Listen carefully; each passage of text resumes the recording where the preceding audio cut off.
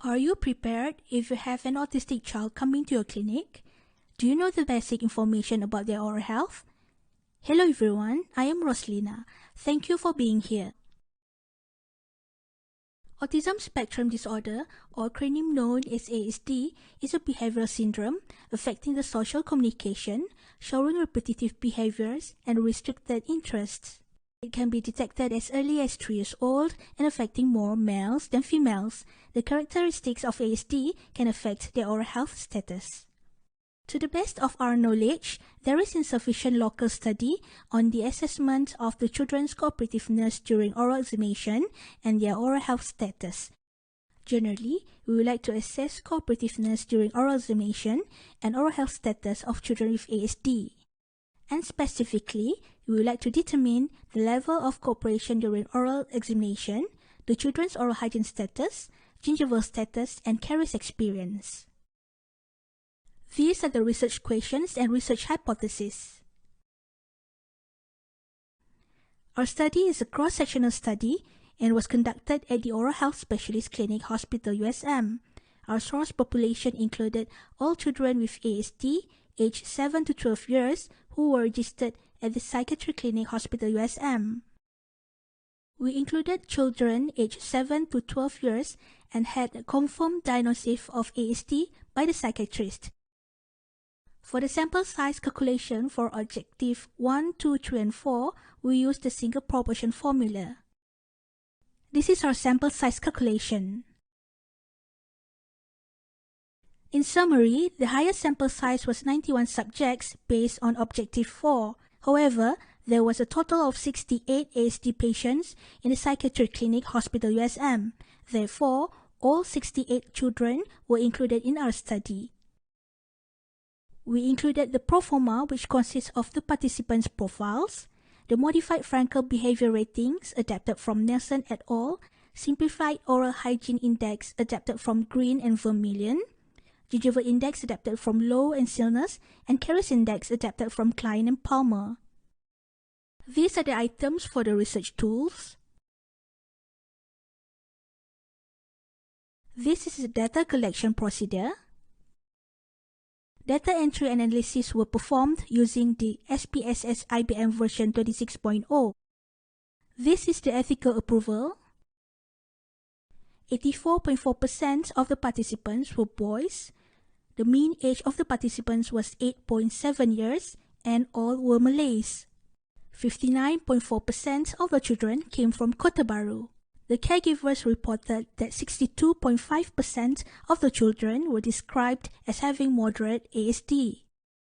84.4% of the children were capable to enter the dental clinic and sit in a dental chair. 93.8% were willingly to open their mouth and show their teeth. 78.1% were successfully examined with a mouth mirror. 43.8% of the children displayed good oral hygiene status with mean simplified oral hygiene index score at 0.8. Surprisingly, 71.9% were free from gingivitis with the mean gingival index score at 0.1. However, 34.4% had caries in permanent dentition and 68.8% had caries in deciduous dentition. The age range of 7 to 12 years was selected because most of these children attended government primary schools, received dental treatment from the Ministry of Health or other resources, and attended the occupational therapy in the hospital USM. 62.5% of the children were described as having moderate ASD. Similarly, Nelson et al. And Ashaltrat et al. Discovered that the majority of the children in their study were described as having mild severity. Children with different levels of severity show dissimilar characteristics and require different management strategies. 84.4% of the participants displayed cooperativeness in entering the dental clinic and sitting in the dental chair. Children with ASD may exhibit fear and behavior problems during dental visits. 93.8% displayed cooperativeness in opening the mouth and showing the teeth. These children are very sensitive to bright dental light and sudden touch to the face and inside the mouth. Give simple commands at a time to avoid overstimulation. praise them for good behavior, and provide toys, etc. to reduce the children's anxiety. 78.1% displayed cooperativeness in examination with mouth mirror. Specific texture, smell, and taste of dental materials and instruments can cause gagging. Short dental procedures are preferable. 43.8% displayed good oral hygiene status. Oral hygiene status is influenced by the frequency of toothbrushing. Brushing twice daily with fluoridated toothpaste is recommended, especially to brush the last thing at night. Habit of poaching food in the cheeks results in poor oral hygiene. Some children may dislike the taste and texture of the foods, including toothpaste, and it was reported that these children prefer snacking between meals. 71.9% were free from gingivitis. Similar finding was found in a study in Hong Kong. It is supported by a systematic review saying that the gingival status of these children was comparable with typical developing children in other countries. 34.4% had caries on permanent dentition and 68.8% had caries on deciduous dentition. A similar point has also recently been made by Al-Humaid et al., who discovered that the prevalence of dental caries in primary teeth was higher than permanent teeth among children with ASD in eastern Saudi Arabia. Besides frequent exposure to sugary foods or drinks, these children can get caries from the medicines which contain sugar. Limited sample size obtained due to less children with ASD aged 7 to 12 years available in the psychiatry clinic, and declination of invitation by the caregivers.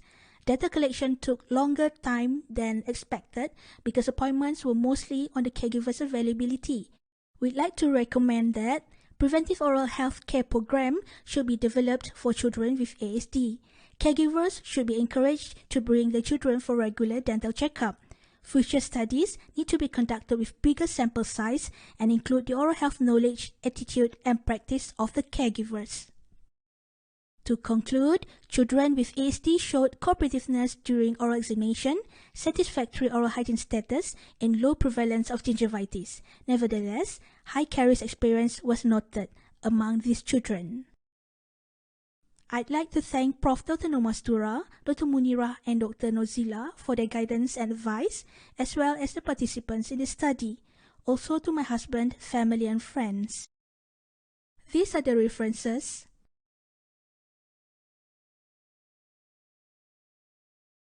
Thank you.